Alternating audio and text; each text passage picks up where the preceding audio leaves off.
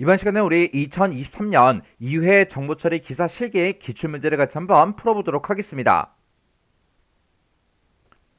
문제 17번이요. 17번은 보니까 이제 처리 조건에 이제 부합하는 SQL문이 이제 완성되도록 가로에 이제 적합한 그 옵션을 써라. 그렇게 이제 문제가 나왔죠. 자, 지금 여기 보니까 이제 SQL문이 이렇게 이제 한 줄이 쭉 써져 있는데, 그때 이제 우리 드롭 뷰하고 이렇게 이제 써져 있습니다. 지금 우리 처리 조건에 보니까 학생이라는 그 뷰가 있대요. 그 뷰를 이제 제거한다. 그렇게 써져 있으니까 우리가 이제 드롭 뷰라고 이렇게 써주고, 그 뒤에다가 우리가 이제 뷰명을 이렇게 이제 써주면 되겠죠. 그때 학생 뷰를 이제 제거할 때 학생 뷰를 참조하고 있는 모든 데이터들도 연쇄적으로 같이 이제 제거를 시키래요. 그러면 내가 이제 제거할 그 요소를 참조하고 있는 다른 모든 개체를 함께 이제 제거할 때, 연쇄적으로 이렇게 이제 제거할 때 우리가 이제 캐스케이드 요 이제 옵션을 이제 써주면 되겠죠. 그래서 연쇄적으로 같이 이제 함께 제거가 되도록 그렇게 할 때는 우리가 이제 캐스케이드 이 옵션을 이제 우리가 써주면 됩니다. 그래서 우리 정답이 이제 캐스케이드고요. 우리가 이제 뭔가 이제 삭제를 할 때 그때 이제 사용할 수 있는 그 옵션을 보게 되면 우리 이제 캐스케이드만 있는 게 아니라 우리 리스트릭트 그 옵션도 있습니다. 그 리스트릭트 그 옵션은 다른 개체가 제거할 요소를 만약에 참조하고 있다 그랬을 때 그 제거를 이제 취소해 달라. 그게 이제 리스트릭트 그 이제 옵션이었어요. 자, 지금 이 문제는 이제 우리 DDL, 우리 데이터 정의어에 대해서 이제 나왔죠. 우리 데이터 정의어, 그 명령어 이제 형식, 옵션 이런 것 좀 이제 정리 좀 하고 지나가자고요. 자, 우리 첫 번째 이제 크레이트 먼저요. 크레이트에 보게 되면 이제 크레이트에도 여러 가지가 있죠. 이 크레이트라는 이 명령어를 이제 이용해서 우리 스키마가 됐든 도메인이 됐든 아니면 테이블이 됐든 아니면 뷰가 됐든 인덱스가 됐든 그런 여러 가지를 우리가 이제 생성할 수 있습니다. 해서 우리의 크레이트 스키마라고 지금처럼 이렇게 이제 써주게 되면 얘는 이제 스키마라는 걸 이제 생성하겠다, 정의하겠다 그 뜻이죠. 그때 우리가 이제 크레이트 스키마라고 쓰고 그 뒤에다가 이제 스키마 명을 써주고 그 뒤에다가 어더리제이션 이렇게 이제 써주고 그 뒤에다가 우리가 사용자 이제 아이디를 이렇게 이제 적어주면 되는 거죠. 그러면 그때 이제 사용자 아이디를 만약에 이제 ABC를 이제 썼다고 그렇게 이제 가정을 해보자고요. 그리고 스키마명은 이제 A다 그렇게 이제 가정을 했을 때 그때 소유권자의 그 사용자 아이디가 ABC인 그 스키마 이제 A라는 거 그걸 이제 정의하겠다 그걸 이제 생성하겠다 그런 뜻으로 이제 사용이 되는 거죠. 그 다음에 우리가 이제 도메인을 이제 생성할 때 우리가 정의할 때 지금처럼 이렇게 이제 우리가 써줄 수 있습니다. 그때 우리가 이제 create 도메인이라고 지금처럼 이렇게 이제 써주고 그 뒤에다가 이제 도메인명을 이제 이렇게 이제 입력해주고 그리고 그 뒤에 이제 AS에서 우리가 뒤에다가 이제 데이터 타입을 우리가 정의해 줄 수 있어요. 그리고 그때 이제 디폴트하고 우리가 기본값도 이제 설정할 수 있는데 우리가 이 기본값을 따로 이제 지정하지 않으면 이 기본값이라는 거는 어떤 특정 사용자가 이제 데이터를 입력하지 않았을 때 그때 이제 자동으로 이제 입력되는 그 값을 보고 우리가 이제 기본값 그렇게 이제 부르는 거죠. 그리고 그 밑에다가 우리가 이제 constraint라고 해서 우리가 이제 제약 조건명을 여기다 이제 써주고 그 뒤에다 이제 체크라고 해서 우리가 이제 범위값을 이렇게 이제 지정해 주면 이 범위의 값에 이제 해당하는 그 데이터만 이제 입력할 수 있게끔 그렇게 이제 만들어 줄 수 있겠죠. 그리고 우리가 이제 뷰를 이제 생성할 때 지금처럼 이제 create view 이렇게 이제 우리가 써주고 바로 뒤에다가 이제 뷰명을 이렇게 이제 써주고 그 뒤에다가 이제 우리가 속성명을 이렇게 이제 쭉쭉쭉 적어줄 수 있죠. 그리고 그 밑에서 우리가 이제 as라고 이렇게 써주고 이제 select문을 우리가 쭉쭉쭉 이제 써주면 됩니다. 그러면 우리가 이 select 구문의 이제 결과를 가지고 우리가 이제 뷰를 이제 생성해 달라 그거죠. 그리고 뷰명 뒤에 보게 되면 이제 속성명이 있는데 이 속성명들을 우리가 생략하고 쓸 수 있습니다. 만약에 여기서 이제 속성명을 우리가 따로 지정하지 않고 내가 이제 생략하게 되면 우리 select 구문에 이제 속성명이 자동으로 이제 사용이 되는 거예요.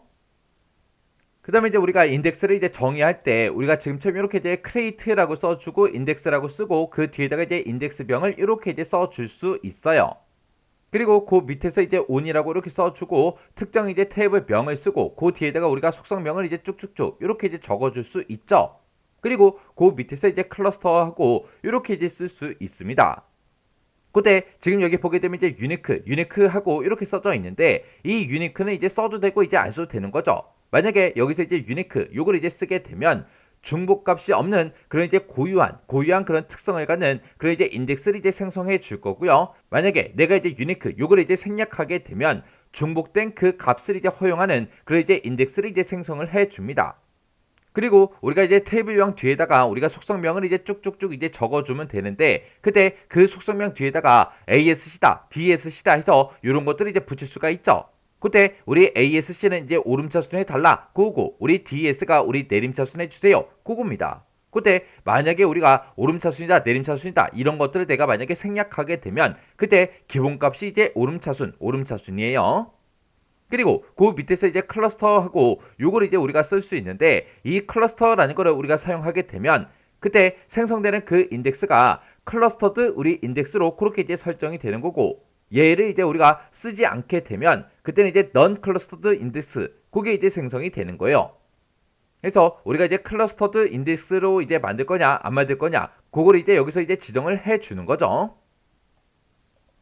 그 다음에 이제 우리가 테이블을 이제 생성할 때 create table이라고 쓰고 그 뒤에다가 이제 우리가 테이블명을 이렇게 이제 써주면 됩니다. 그리고 그 밑에서 이제 우리 속성명, 데이터 타입 그런 것들을 쭉쭉쭉 이렇게 이제 지정을 해 줄 수가 있어요. 그때 우리가 이제 테이블을 생성할 때 기본 키 같은 것도 여기서 이제 설정할 수 있고, 그리고 우리가 이제 대체 키도 여기서 이제 설정을 해 줄 수가 있고, 그리고 우리가 이제 foreign 키라고 해서 여기서 이제 우리 외래키도 우리가 지정을 이제 해 줄 수가 있는 거죠. 그리고 그 밑에서 이제 constraint 이렇게 써서 우리가 제약 조건명을 쓰고 그 뒤에다가 이제 체크 조건식을 이렇게 이제 써줄 수가 있습니다. 그때 이 제약 조건명은 우리가 따로 이름을 지정을 하지 않아도 상관이 없어요. 우리가 요 체크절만 사용해서도 우리가 속성값에 대해서 이제 제약 조건을 여기서 이제 명시를 이제 해줄 수 있는 거죠. 그래서 지금처럼 이렇게 이제 create라는 이 명령어를 이용해서 스키마다, 도메인이다, 우리 테이블이다, 우리 뷰다, 인덱스다 이런 것들을 전부 다 이제 생성을 이제 해줄 수가 있어요.